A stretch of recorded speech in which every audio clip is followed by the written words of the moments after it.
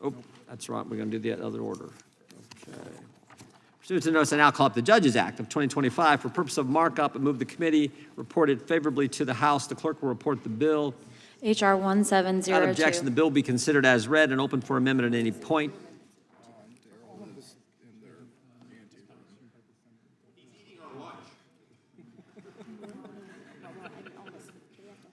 That has multiple meanings, doesn't it?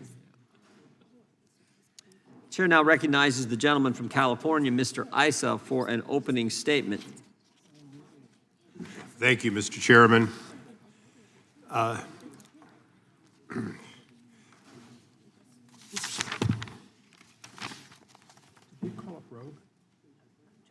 Okay, there we'll go back. Thank you, Mr. Chairman. Last week, we held a hearing on the crisis that undermines the federal courts. That hearing reiterated the staggering caseload and backlog that delay justice and deny Americans swift resolutions of their pressing legal matters. Following this hearing, I introduced H.R. 1702, the Judges Act of 2025, and I reiterate the Judges Act of 2025. The reason that's an interesting name is because the Judges Act of 2023 was substantially similar, along with Representative Kiley, Lee, and Nellis. The text of this bill is nearly identical to Senate Bill 4199, which passed the Senate unanimously in August of last year and passed on a bipartisan basis out of the House of Representatives in December after the election. Unfortunately, during the waning hours of the last administration, the President vetoed Senate Bill 4199, and in my opinion, falsely stated, and I quote, unnecessary for effective administration of justice, end quote. Nothing could be more misguided than that statement. This is in opposition to Senate Majority Leader Chuck Schumer's unequivocal support for the bill, saying, quote, it is bipartisan, it is prudent, it is responsible, end quote. Mr. Chairman, the bill is not a Democratic vote. It is not a Republican vote. It is not even a Democrat or Republican bill. It is, in fact, necessary for the effective administration of justice. The bill takes critical steps to strengthen our federal judiciary and restore the ability to serve the people effectively. The Judges Act of 2025 enacts the recommendations of the Judicial Conference, creating 66 new district court judges in our most overburdened districts. It is a balance of forward-looking spending, sending needed judges across 6 phases between 2025 and 2035. The judges will be spread across 3 different presidential terms and 6 different congressional congresses, ensuring fairness and impartiality to the greatest extent possible. These positions are distributed equitably among red and blue states, avoiding any partisan advantage and focusing solely on the judiciary's current pressing needs. The bill also addresses challenges unique to specific jurisdictions. In fact, it improves accessibility to the federal court in large judicial districts by authorizing new courthouse locations in Texas and California. And good governance is at the heart of the Judges Act. The bill requires the Judicial Conference to make its judgeship recommendations publicly available, including methodology and survey results used to determine the needs for new seats. Also, the bill requires the Government Accountability Office to evaluate the efficiency of federal appellate and district court activities, as well as federal agencies' need for detention space. With a discretionary cost of less than 5% of the federal judiciary annual budget, this legislation is prudent and essential in the investment in a judicial system. I'd like to take a moment to address my friends on the Democratic side of the aisle, many of whom co-sponsored the bill in the last Congress, but who now may oppose now that President Trump won the election. Democrats and Republicans agreed in the last Congress that this bill was important and needlessly, regardless of whether Trump or Harris won the election. Again, I'm going to reiterate, we all agreed in voting for the bill that either President Trump or Vice President Harris was going to be the next president of the United States. And yet, all of the Senate and a majority of the House, including 29 Democrats, knowing that, in fact, one or the other was going to be president, and in the case of the House, knowing that President Trump would be next, voted for the bill. That is why we supported the bill even without knowing who would be the president when we wrote it. And I hope my Democratic friends will put country over party again and help pass this critical legislation. I'd urge my colleagues to consider this. And we'll be passing out a flyer that shows the details. In every case, it just happens that these judgeships are in either all blue states or all red states. And I think this is important. With 37 blue states, meaning 2 senators who are Democrats, and only 28 Republican states in which both senators are Republican. With the blue slip and at district court, it means that in 37 of these judges, including the majority for the Trump administration remaining 4 years, the majority will be controlled by senators who can withhold until they get an acceptable candidate, meaning they will not have MAGA Republicans. They will have Republican-leaning or moderate-leaning judges who are acceptable to 2 Senate Democrats in addition to the President of the United States. And I think this ensures that the court will remain balanced during that period. Additionally, I would note that the Senate is currently in Republican majority, but that has switched back and forth so often that there's no telling in the second 2 years of the Trump administration who will be in charge of the Senate. So for that reason and more, I ask the members to look at the bill as open-mindedly as we did in the previous Congress, vote for it accordingly for the best interest of the American people. And with that, I yield back. Gentleman yields back. The ranking member is recognized for an opening statement. Thank you, Mr. Chairman, and thanks to Mr. Issa for that lucid description of where we are. I do think it misses one critical point. In the last Congress, we reached a bipartisan, bicameral deal. 66 new federal judgeships spread out over 10 years, over 2.5 presidential terms, starting with the next unknown president of the United States. This is the Rawlsian original position. We all can agree to it because it might favor the Democrats, it might favor the Republicans. We would all agree. And last week, in this hearing room, I offered to go back to that exact deal at any time. This is the only way it's worked or it's ever worked or it's going to work now. We agree to expansion of the judiciary in the first year of the next presidential administration of an unknown president.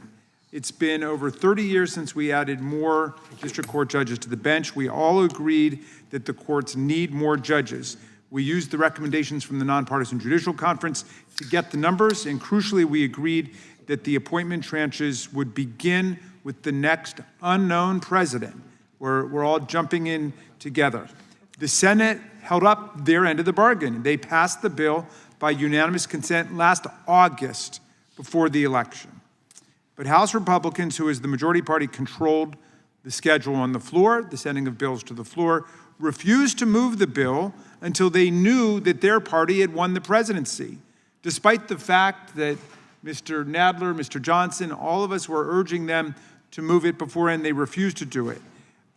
They didn't just kill the deal that we made. Their maneuver doomed any hopes for a nonpartisan increase in federal judges. So why the sudden rush now to get more judges on the bench? Well, it's clear that with congressional Republicans on the sidelines, with Elon Musk essentially taking over all the policy initiative, the judicial branch is the only branch of government providing an appropriate check on the lawlessness and the chaos of Trump's administration, which means the federal court system is the next target. They've got to get judges on the bench, because I think we have now certainly over 30, but it may be 35 judges that have issued temporary restraining orders or preliminary injunctions against the massive trampling of the lawmaking powers of Congress under Article 1. There are courts that are standing up against the violation of the civil service rights of workers at the Consumer Financial Protection Bureau, the Department of Treasury, the Department of Education, the Agency for International Development.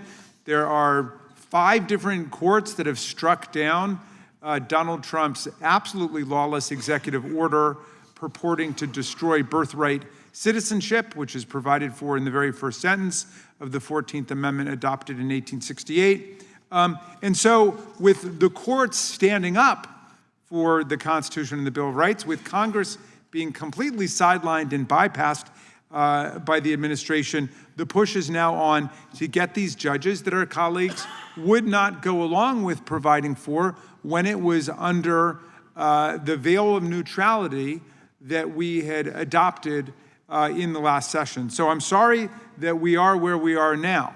We will absolutely go back to that deal.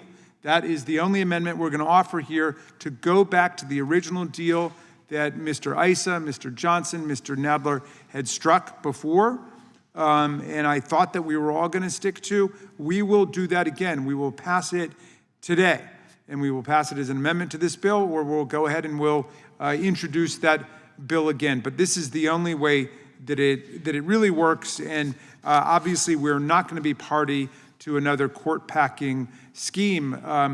Mr. Isis shows some statistics and makes the argument that the Democratic senators would be able to exercise a kind of brake on the judges to be nominated by Donald Trump. I think we talked about last time, well, that they wouldn't send forth real MAGA judges. It would be more like the corporate Republican variety of judges. In any event, that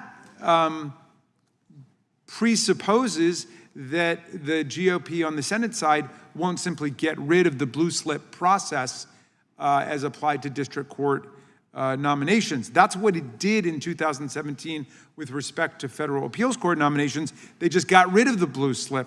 And so I'm afraid that Mr. Ice is making an offer that he can't follow through on, because the Senate Republicans may decide to do away with the whole blue slip process, in which case we've just knowingly created judges for Donald Trump to pack with more people like Eileen Cannon. And we were willing to take that chance before the election. Our colleagues were not willing to gamble on the results of the election. And so now we say, let's go back to the original deal. I yield back to you, Mr. Chairman. The gentleman yields back. I would just point out the gentleman used the term court packing scheme. I would just, again, underscore what the sponsor of the legislation said. The Judicial Conference is for this. This passed in a bipartisan way in the Senate, unanimously, passed in a bipartisan way in the House.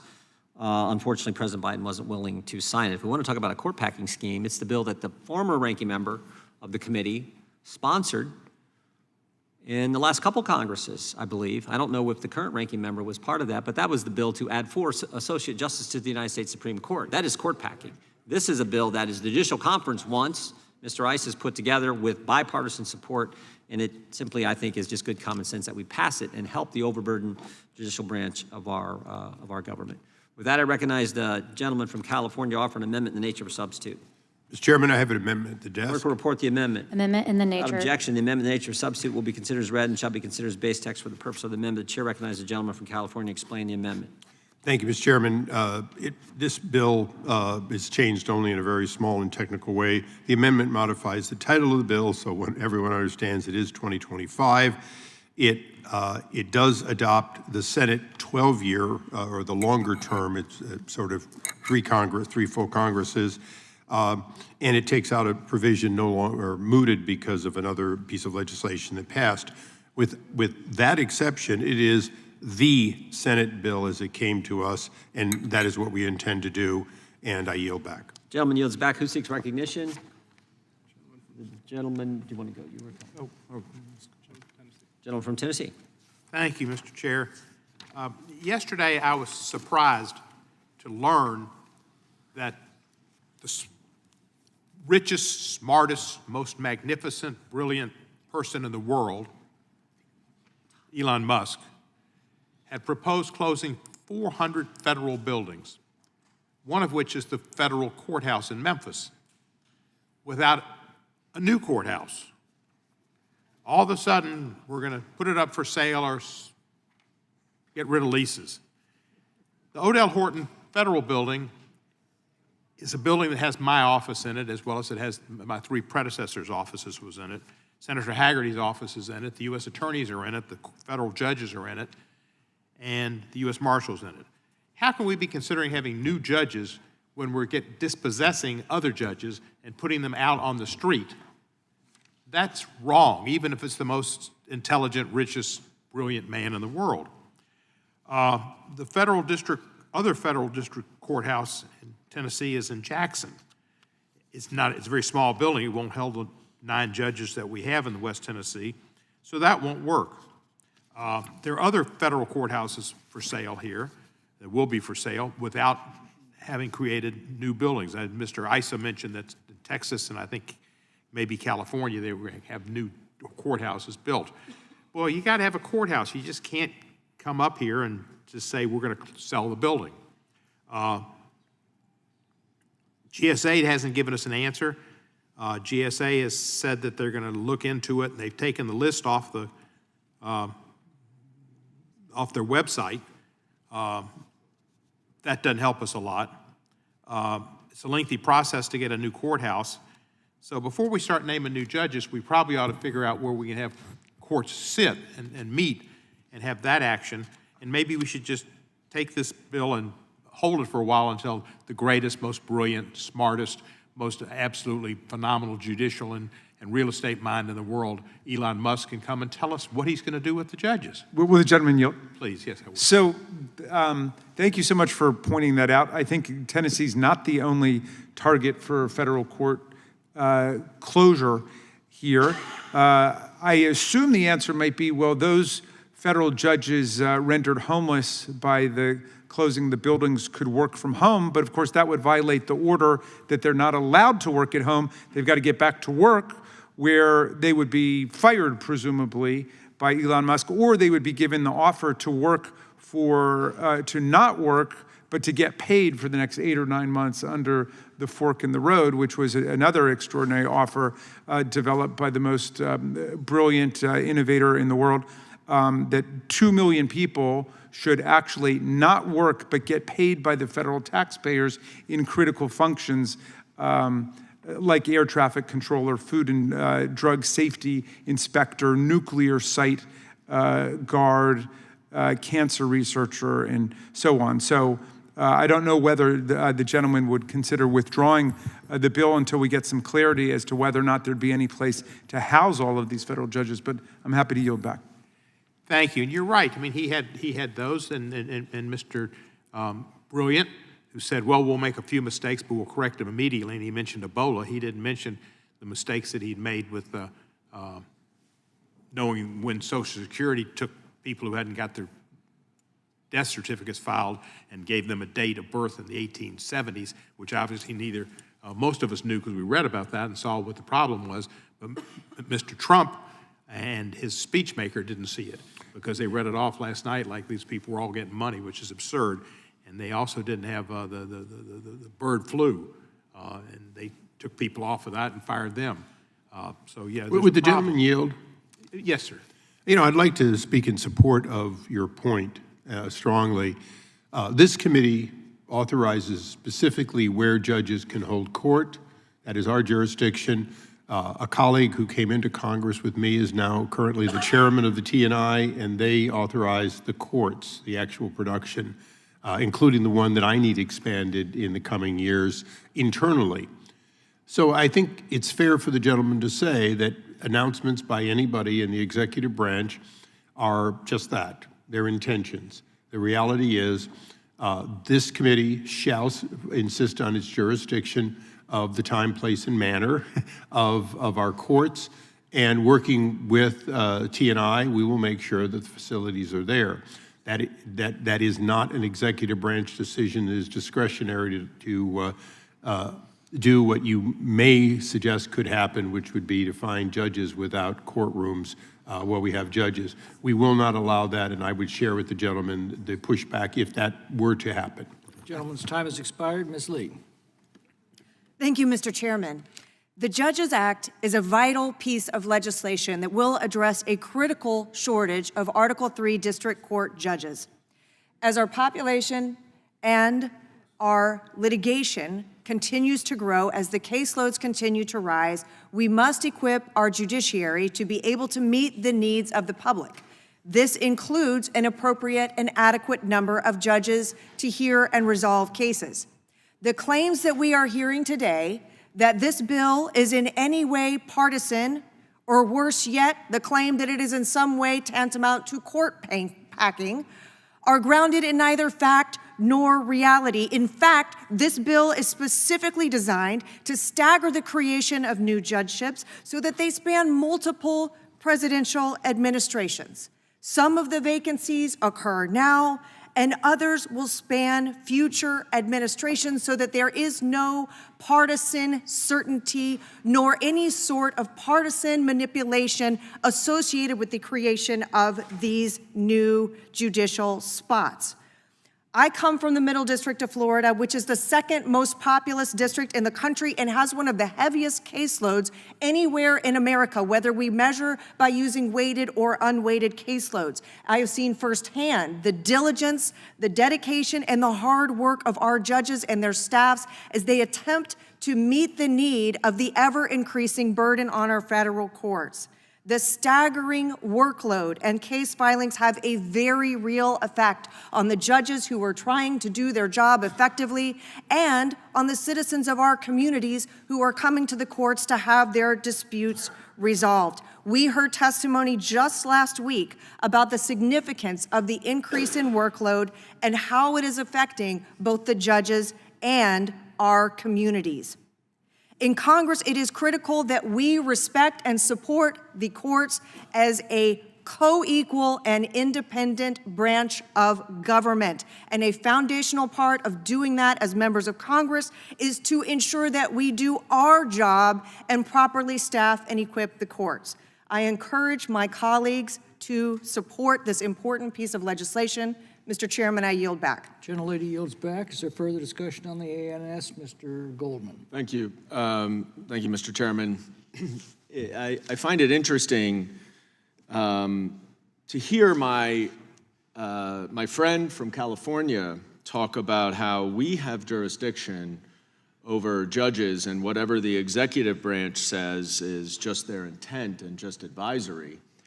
I wish my colleagues on the other side of the aisle would view Congress's power of the purse in the same way. Because what my colleagues are doing is essentially rolling over and giving all of Congress's power of the purse, all of its oversight and accountability responsibility to Donald Trump, Elon Musk, and the administration. You all have no idea what Elon Musk is cutting. And we know that because Elon Musk has no idea what he's cutting. 10 of the 12 top line items in the so-called transparent wall of receipts were determined to be false, inaccurate, incorrect. And yet, you want to assert your jurisdiction over courthouses and where judges are, but you don't want to assert your own jurisdiction over where money is spent.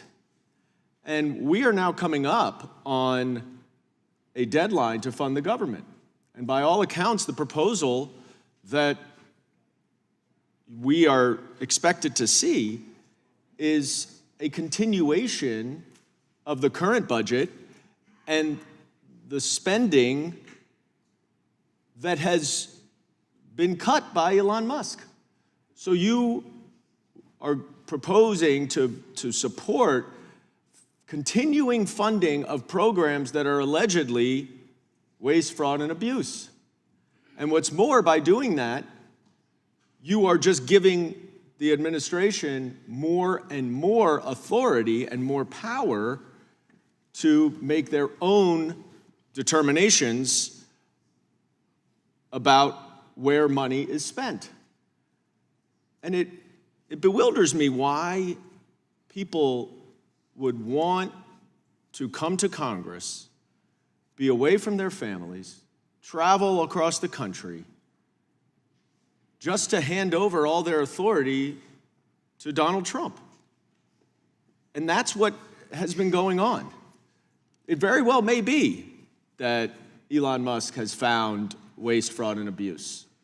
And we would love to work with you on identifying and eliminating waste, fraud, and abuse. We certainly do not support waste, fraud, and abuse and agree that our government bureaucracy has swelled and is too slow. But there's a process for that, which was used by past presidents. I hear my colleagues referencing that Bill Clinton and Al Gore cut 400,000 jobs. And that is true, but there was a process. They did a determination as to whether or not those jobs were needed. They then came back to Congress and made suggestions, and then Congress voted on it. There's a process for it, but you all are so afraid of Donald Trump and Elon Musk's money that you won't even ask them to tell us what they're doing.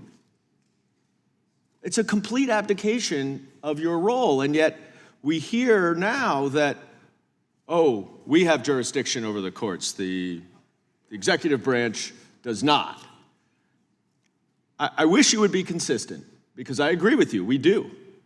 And I wish you all would assert your own power in things that really are affecting the American people.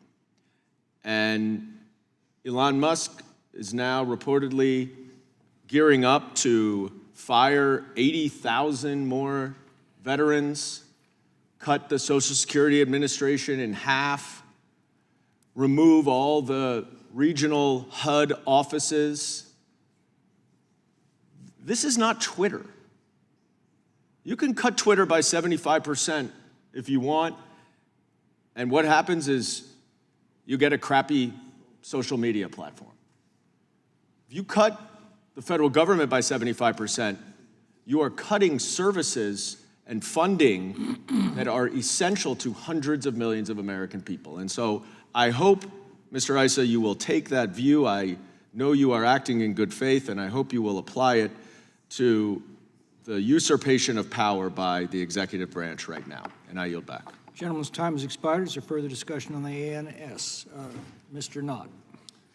Thank you, Mr. Chairman. I will follow Mr. Goldman and say that we had a delightful conversation last night about the experiences that we both had representing the United States in a previous life, and I was recounting to him on the floor of the House that for me personally, there was no greater honor than to stand in front of a jury and to say, I represent the United States. And we both lamented how, in some ways, partisanship has filtered down to local prosecutors' offices and local court systems.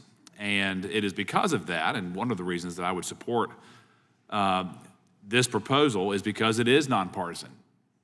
This was the bill that was recommended by the Judicial Conference. There was support in the previous Congress for this bill. Without question, there is a great need for new federal judicial nominees and seats. And we as Congress, we owe it to our constituents, we owe it to the country to enable the court system to administer justice and to meet the needs of the population. And from my own district in the eastern part of North Carolina, there is clearly a great need. I was not here last year, but I will certainly put in a plug at some point to address those needs. But this bill as it currently stands, I'm in full support. And given that it was recommended in 2023 by the Judicial Conference, it staggers the nominations.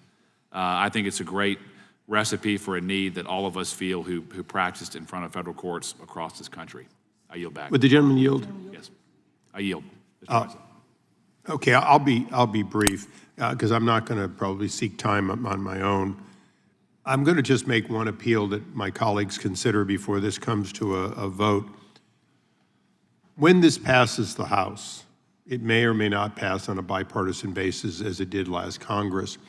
But let us all understand, it is going to the other body. The other body took our language, made their own language, and passed something unanimously. The other body is the body that some members here doubt that they will retain what they have had for generations, which is the blue slip respected at the district court level, and these are all district court. I would say to my colleagues, talk to your senator, and I think what you're going to find is that your senators will say they're quite comfortable they're going to keep the blue slip, or they won't vote for the bill. And this bill will not pass the Senate unless it gets 60 votes to get past cloture. So understand, this will be a bipartisan bill in the Senate, perhaps in its current form, perhaps with some senatorial discretion, but it will pass on a broadly bipartisan basis. I would ask that we consider making it do just that here for the benefit of all. And I thank the gentleman for yielding. Will the gentleman yield? Will the gentleman yield? Gentleman, Mr. Knott, yield? Will the I yield. Thank you. I just wanted to see if I could assist Mr. Goldman in some of his confusion over the fundamental architecture of our Constitution, which is, of course, the separation of powers. Congress makes law but cannot enforce it. The president enforces law but cannot make it. The Congress declares war but cannot wage it. The president wages war but cannot declare it. In the case of this bill, Congress creates positions but cannot fill them. The president fills positions but cannot create them. And regarding his confusion over Mr. Musk's role in this process, Congress appropriates funds but cannot spend them. The executive spends funds but cannot appropriate them. I yield. Will the gentleman back to yield Mr. for a Knott. question? To Mr. Knott. I yield. Thank you. Mr. Chairman, if I don't disagree with you, I guess the question I would have is, Then my job here is done. is there any oversight responsibility from Congress to ensure that the president and the executive branch follows the laws that we pass? Because I sat here for 2 years in the last Congress, and I can assure you that you and your colleagues have a very expansive view of Congress's oversight authority, at least when there's a Democratic president. But when our laws that are passed are blatantly disregarded and violated, somehow that oversight authority just goes away. And so I would point out to you that you are right, except that we do have an obligation to hold the executive branch accountable to abide by the letter of the laws that we pass. And I hope you will take that upon. We cannot declare ourselves the executive branch of the government. The Constitution vests that authority with the president. Gentleman's time has expired. Is there further discussion on the ANS? Mr. Nadler. Mr. Chairman, I have great respect for the gentleman from California, Mr. Issa, and I was proud to work with him and with Ranking Member Johnson in good faith during the last Congress to advance this legislation. We agreed on the need to authorize new federal judgeships for the growing caseload in the federal courts. But we also agreed that it was absolutely essential that we consider this legislation before the presidential election so that it could be voted on before anyone knew which party would control the first set of judicial appointments. The Senate held up its end of the bargain and passed the bill unanimously over the summer. But unfortunately, the Republican leadership decided to play politics. Despite our urgent pleas to move the bill to the floor before November so that neither party would have an advantage and both would be taking an equal risk, they decided to bottle it up. It was only after their candidate won that they brought the bill to the House floor, breaking the essential element of the deal. And when Democrats opposed the bill, Republicans had the audacity to cry foul and to say that we were playing politics. It was a sad demise for a bill that should have been a true bipartisan success story. I had hoped that after this episode, we would all take a moment and restart bipartisan negotiations on the path forward. But instead, we are barreling ahead, taking up the same bill with the same timeline for creating new judgeships which presents exactly the same problem we faced in December. We have already seen what kind of judges Donald Trump puts on the bench. During his first term, he stacked the courts with dangerously unqualified and ideological appointees, many of whom appear to be more faithful to Donald Trump and his agenda than to the rule of law. And now, with a nearly unbroken losing streak in court to begin his second term, it would be irresponsible to give him 23 new appointments that he can use to install judges who are unwilling to stand up to his administration's unlawful actions. Mr. Chairman, no one denies that new federal judges are needed. The only question is how to add them in a way that is fair to all parties. I hope that we can return to the spirit of bipartisanship that first animated this bill. But if Republicans insist on jamming this legislation through on a partisan basis once more, I must urge my colleagues to oppose it. I yield back. Gentleman yields back. Is there further discussion on the ANS? Mr. Moskowitz? Mr. Moskowitz. Thank you, appreciate it, Mr. Chairman. Former Chairman Issa said something that I found interesting. I wanted to see if he would engage on it, because I think maybe there's a moment in which we could work together. He said, and he's right, by the way, that Congress and this committee, along with T&I, have jurisdiction over those federal buildings, and not Elon Musk. Elon Musk and the executive do not have jurisdiction, and I don't want to put words in his mouth, but I believe that was the summary, that it's this committee.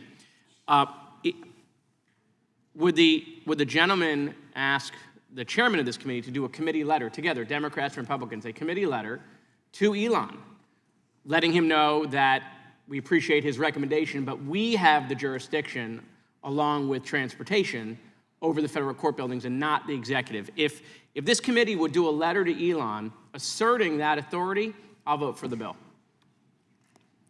If the gentleman would yield. I would. I can't speak for the chairman of the full committee, but as chairman of the courts subcommittee, I'm happy to enter with my ranking member a letter. I will be with Elon Musk this evening, oddly enough, on other matters. And when I heard this from the gentleman from Tennessee, I planned on asking him a question about it. I'm happy to take a bipartisan letter saying, you know, it is the opinion of this committee that that courts currently housing judges, in concert with T&I and GSA, can only be closed or replaced to the extent that there are facilities sufficient for now and anticipated additional judges. You're absolutely right. It could be that this, the gentleman from Tennessee said, may be true or it may not be, but it's clear that this committee is not going to have judges unable to perform their job. Just the opposite. We sometimes push pretty hard on T&I to try to get our courtrooms up to snuff, because oddly enough, the federal court kind of pays for their own courtrooms, but GSA oversees it and T&I authorizes it. Just reclaiming my time real quick. And so I appreciate that you're going to have a private conversation with Mr. Musk. No, I said I would take a letter to him. Yeah, so, I mean, the question I have then, and I appreciate your support, and so... And I appreciate your vote on the bill. Well, we're not there yet. We're not there yet. This is a work in progress, because I see the chairman hanging in the doorway. Will the Judiciary Committee, it can be a polite letter to Elon, it doesn't need to be antagonistic. Will the Judiciary Committee assert its authority and notify Elon Musk that it is this committee, along with T&I, that has jurisdiction over whether the courts close or not, and not the executive? Will we make a public statement, Democrats and Republicans, on official Judiciary Committee letterhead? Will the chairman commit to that? If the chairman will commit to that on the record, that we're going to do a letter together as a unit asserting our constitutional authority, I'll vote for your bill. You mean I'm just chopped liver? Or the subcommittee chairman isn't good enough? Listen, remember, as a Jew, You had me at hello. Listen, as a Jew, I love chopped liver, especially during Passover. So, And as a Shabbos Goy, I'm telling you, exactly. you know, I'm not chopped liver. Come on. Right. So are you willing to take, you know, this is like Shark Tank. Are you willing to take a subcommittee chairman? A great sub. Give him all the minerals in South Florida. The mineral rights. I'm not willing to part with the mineral rights of South Florida in exchange for this letter, okay? But I will cut off aid, if you know. Will the gentleman yield? I will yield. Just to clarify the terms of your offer, you're talking about a public letter, right? A public letter on judiciary stationery from the committee with Democrats and Republicans on it. Again, doesn't have to be antagonistic, but just letting him know that the executive branch does not have the authority to close those courts. That is vested in this committee and in TNI. If the gentleman further yield. I will yield. I've been informed that we will work diligently to have that letter ready by the time it comes to the full House floor. So hold that vote Fair. for the floor, if you would, please. Fair enough. I thank the gentleman. I'll make that deal with you. Thank you. Gentleman yields back. Is there further discussion on the ANS? Gentleman from California is right. My colleague from California just want to clarify, you will have that letter on the floor. Now, what I said is I'm going to work with the chairman to see if we can have that letter. The gentleman had said he would vote for it if the letter goes out. We're going to clearly need some time. So you going to make any commitment right now? I'm making the commitment to work diligently on it. Are you making the commitment to vote for it on the floor if that letter goes out? I'm making a commitment to vote for it right now if you will essentially work on that. Well, if you'll take the subcommittee chairman, I'm willing to, like I say, I'm going to be So the with. subcommittee chairman is on, and the full committee chairman is working on it as well. That's correct. Thank you. Will the gentleman yield? Of course. That sounds like a pretty good deal if you're going to go with it. I mean, a public letter with you and the subcommittee chairman to Elon Musk saying that this is within the jurisdiction of our committee and within the jurisdiction of Congress and not up to him. That's a positive step. Yield back, thanks. We said it was going to be a polite letter, so I'm not going to say it's not up to him. I'm going to say it is up to us. Because it is. We will assert our jurisdiction. Look, there is nothing more important to this committee than making sure that the people who adjudicate federal cases, including constitutional cases, have the assets necessary. And that has been an honor for me to serve on this subcommittee that way. And I do take it seriously, and I appreciate the gentleman's help and vote and signature on that letter. It's your commitment to I thank the gentleman. moving forward with this issue. Thank you, sir. Gentleman yields back. Is there further discussion on the ANS? Does Mr. Grothman seek time to yield to Mr. Nod? Gentleman's recognized. Thank you, Mr. Chair. May I ask my colleague a quick question? Is your letter intended to preempt some action for court staffs, judicial staff? I guess, what's the impetus for the concern? Is that to me? Yes. Sure. So I just, the point of the Sorry if I'm being redundant. No, you're not being redundant. And listen, I'm not gonna draft Mr. Issa or Mr. Jordan's letter for them. I think the point is Mr. Issa made a passionate plea about how this should be a bipartisan issue, and made a bipartisan plea that this power is reserved within Congress, within the Judiciary branch, within the Judiciary Committee, and within TNI. Yep. After the information that Mr. Cohen brought up.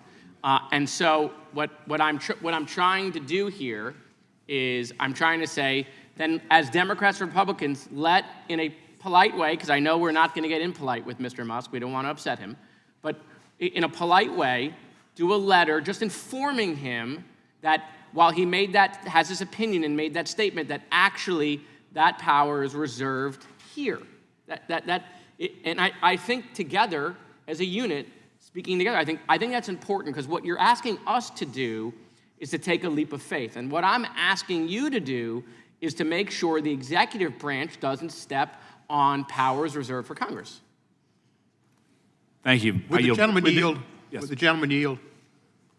Yes, I yield. Thank you. Firstly, I'd like to make you see on the list of properties that they were talking about. Without objection. And secondly, I would like to commit to Mr. Issa to vote for the bill on your kind offer to stand up for this committee. So I'm on the bill. Gentleman yields back. I yield. Mr. Grothman yields back. Is there further discussion on the ANS? Yes. Oh, you've already spoken. It's an amendment. Oh, Chair recognizes Mr. Raskin for an amendment. And I've got an amendment at the desk, Mr. Chairman. Clerk will report the amendment. Amendment to the amendment in the nature of a substitute to H.R. 1702, offered by Mr. Raskin. Page 2, line 14, strike 2025 and insert 2029. Page 5, beginning line 2. Without objection, the amendment will be considered as read. Gentleman's recognized for 5 minutes. Thank you, Mr. Chairman, and I too pledge to vote for the bill if we pass this amendment. The amendment is simple. It reinstates the agreement that Republicans and Democrats unanimously agreed to last year. Mr. Isa's bill touches on an area where there is actual substantive agreement between the two parties. We agree the courts need more federal judges. It's been more than 3 decades since we passed a law increasing their numbers. And for a few months last Congress, we all had a unified plan to do something about it, a bipartisan deal to give the federal courts all of the added judges that have been asked for by the Judicial Conference. Ranking Member Hank Johnson and Chairman Darrell Issa worked on a painstaking and honorable bipartisan basis to create a bill that would have spread additional district court judgeship appointments recommended by the Judicial Conference over multiple presidential administrations, beginning with the next unknown president. That was the key. Pass the bill before the election so no one would know whether this party or that party might benefit. The Senate upheld their end of the bargain and passed the bill on a bipartisan basis last August. Then, suddenly, mysteriously, incomprehensibly, the House GOP leadership suddenly broke the promise and refused to bring the bill up for a vote before the presidential election, before any of us knew who would be winning. Instead, they waited to know who would be the president. If it was Harris, obviously they would oppose it. If it were Trump, they would support it. So they broke the deal, and then they undermined the prospect of our actually dealing with this problem. I'd like to take a moment today to give my colleagues across the aisle now the chance for us to renew the original bargain and do the right thing. My amendment would simply reinstate the deal that we agreed upon last year. The number of judicial appointments is the same. The order of appointments by state is the same. And just as before, these appointments would begin with the next president, whomever that may be, of whichever party. You can join me and Ranking Member Johnson today in supporting the federal judiciary without any partisan politics. Let us have as our motto, equal justice under law, and not have as our motto, heads I win, tails you lose. I yield back, and thank you, Mr. Chairman. Gentleman goes back. Is there further discussion on the amendment by Mr. Raskin? Mr. Issa. I'll be brief. One, we can't wait 4 years. Justice delayed is justice denied. We have 3+ years of waiting on important cases, ones that cost the American people through both plaintiffs and defendants billions of dollars. We talked about the cost. The fact is the cost to the judges pales in comparison to the cost to the economy. Secondly, as I said earlier, we all supported this bill knowing full well that one of two were going to win, and we knew the names of the Republican and Democratic nominees. I'm not going to dispute the ranking member and others saying that it would have been better had we done it sooner. It would have been better had we done it in August. I'm not going to disagree with any of that. But we are where we are. I was always for it on a nonpartisan basis, strive to do so. The Senate, in an effort to be even better at it, in fact, stretched the term out a little longer. I will say to my colleagues, sadly opposing waiting 4 years, but I would strongly suggest that in concert with our friends on the Democratic side, including Senator Grassley, who previously affirmed that district courts would continue to have the blue slip, I believe that we can have a solid understanding that that will be maintained. Additionally, I'm happy to work with, because in our hearing, the judge and others affirmed that if we give judges anywhere, if they have to, they will move them around.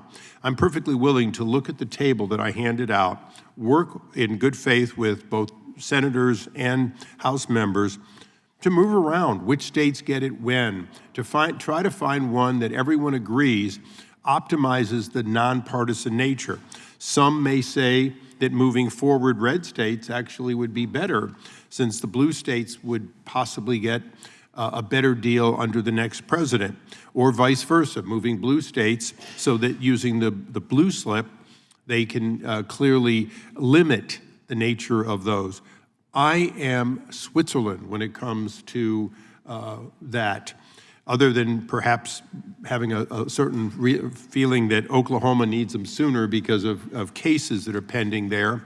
But I'll work in good faith with anyone on those kinds of changes. I cannot move a bill in this Congress that delays for 4 years. The next Congress, we may be back here again talking about it, and as we get closer and closer to the end of the Trump term, we could do that. But if we wait those 4 years, we're not doing our constitutional duty. We're not doing what's right for the court. And I would ask that we move the bill today, continue working on it on a truly nonpartisan basis to find a final bill. And with that, I would yield back. Gentleman yields back. Is there further discussion on the amendment by Mr. Raskin?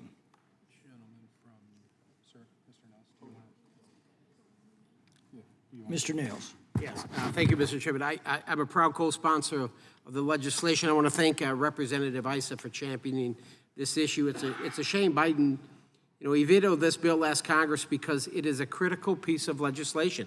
The federal district courts are severely backed up across this country, and Texas in particularly bad shape. As of June 2024, the Southern District of Texas, which encompasses my district, had 6,082 civil cases pending and 8,928 criminal cases. And that is a massive backlog, folks. Districts like mine also have a lack of rural courtroom locations, which compounds the problem. The Judges Act would help alleviate this backlog by adding an additional 4 judges to the Southern District of Texas over the next 10 years, as well as an additional courtroom located right there in College Station, Texas. I urge my colleagues to support this legislation to ensure that our citizens have meaningful access to the courts, which is a fundamental right under the Constitution. I yield back. Gentleman yields back. Is there further discussion on the amendment? Seeing none, the question is on the adoption of the amendment by Mr. Raskin. Could we have a recorded vote, please, Mr. Chairman? We call the roll first. Oh, I thought you did. Those in favor say aye. Those opposed say no. The noes have it, and the ranking member asks for a recorded vote. The secretary will call the roll. Mr. Jordan? Mr. Issa? Mr. Issa votes no. Mr. Biggs? Mr. McClintock? No. Mr. McClintock votes no. Mr. Tiffany? Mr. Massey? Mr. Roy? Mr. Fitzgerald? Mr. Klein? Mr. Gooden? Mr. Gooden votes no. Mr. Van Drew? Mr. Nels? Mr. Nels votes no. Mr. Moore? Mr. Moore votes no. Mr. Kiley? Mr. Kiley votes no. Ms. Hageman? Ms. Hageman votes no. Ms. Lee? Ms. Lee votes no. Mr. Hunt?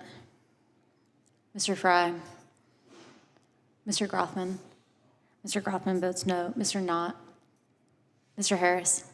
Mr. Harris votes no. Mr. Onder? Mr. Onder votes no. Mr. Schmidt? Mr. Schmidt votes no. Mr. Gill? Mr. Baumgardner? Mr. Baumgardner votes no. Mr. Raskin? Mr. Raskin votes aye. Mr. Nadler? Mr. Nadler votes aye. Ms. Lofgren? Mr. Cohen? Mr. Cohen votes aye. Mr. Johnson? Mr. Swalwell? Mr. Swalwell votes aye. Mr. Liu? Ms. Jayapal? Mr. Correa? Mr. Correa votes aye. Ms. Scanlon? Ms. Scanlon votes aye. Mr. Neguse? Ms. McBath?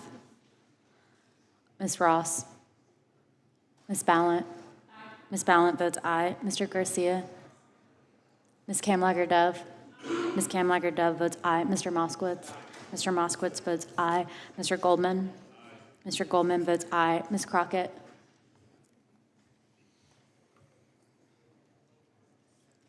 Mr. Knott? Mr. Knott votes no. Mr. Fitzgerald? Mr. Fitzgerald votes no. Mr. Fry? Mr. Fry votes no.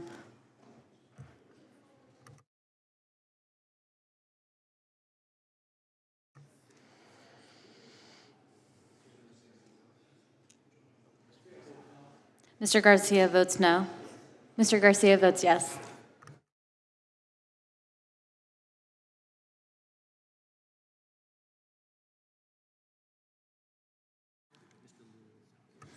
Mr. Liu, you are not recorded. Mr. Liu votes aye.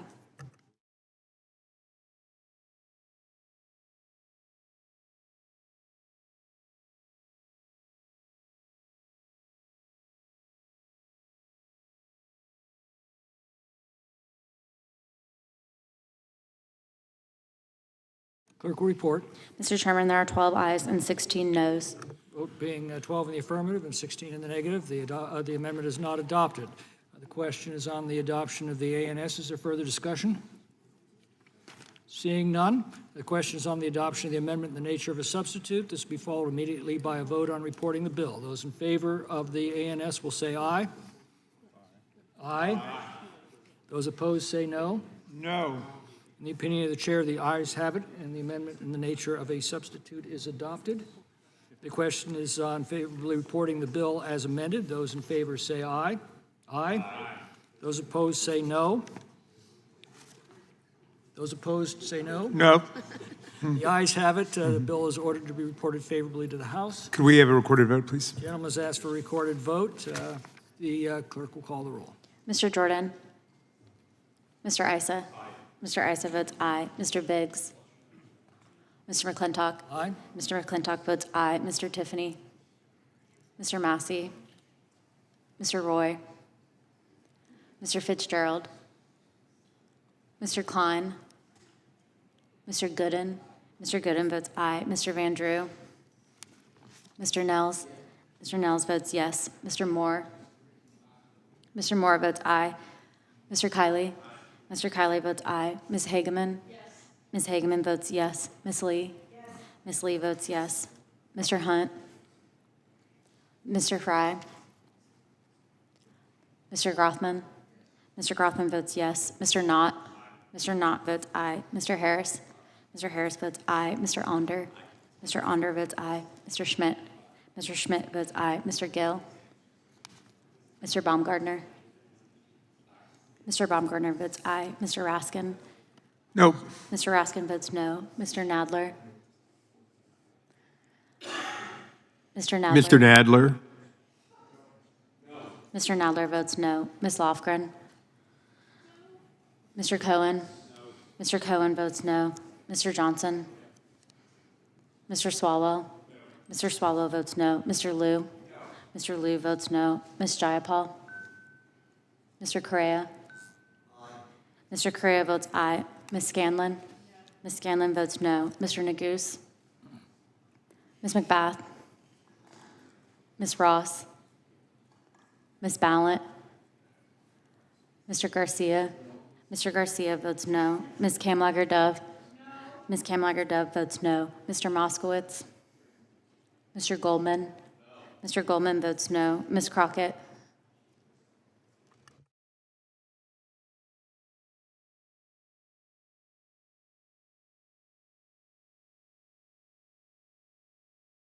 Mr. Moskowitz, you are not recorded. Mr. Moskowitz votes no. Ms. Crockett, you are not recorded. No. Ms. Crockett votes no. Mr. Klein votes aye.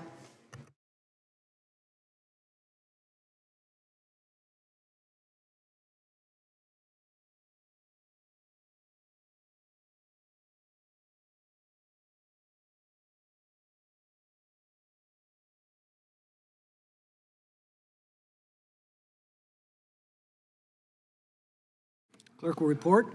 Mr. Chairman, there are 16 ayes and 11 noes. Vote being 16 in the affirmative and 11, did you say, in the negative? The bill is ordered reported favorably to the House. Members will have 2 days to submit views. Without objection, the bill will be reported as a single amendment in the nature of a substitute incorporating all adopted amendments, and staff is authorized to make technical and